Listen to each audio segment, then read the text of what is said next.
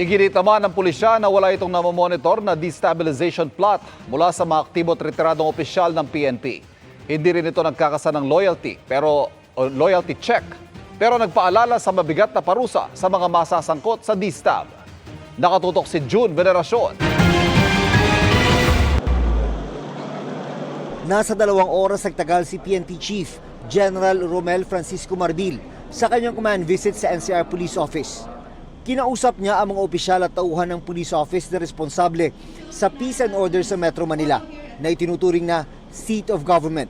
Ang command visit ay regular na pagbisita lang daw ng isang bagong upong PNP chief. There's no loyalty check. Lahat po ng police dito, we are very loyal to the Constitution po. Halos kasabay ng command visit ni Marbil ang pagbubunyag ni dating Senador Antonio Trillanes IV na may mga active at retired official ng PNP na nire-recruit umano sa destabilization plot laban sa Administrasyong Marcos. Itinanggi ng PNP na may namumuong planong pabagsakin ng kasalukuyang administrasyon.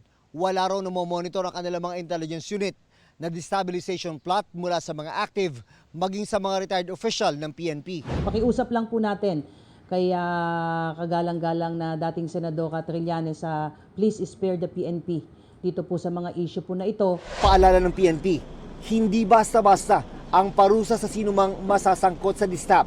The PNP will remain apolitical at we will always uphold po yung ating konstitusyon. Alam po nung kung sino man pong makikilahok dito na mabigat po ito dahil this is treason. Bagamat walang destabilization, meron umano mga nagpapakalat ng disinformation na iniimbestigahan ng PNP Anti-Cybercrime Group. Ito raw yung mga kumakalat na maling impormasyon na babawasan ang mga benepisyo ng mga pulis gaya ng rice subsidy at combat pay. Baka they're testing the ground. Gano'ng kagaling yung anti-cybercrime group natin. But of course, we will get them soon. Para sa GMA Integrated News, June Veneracion, Nakatutok, 24 Oras.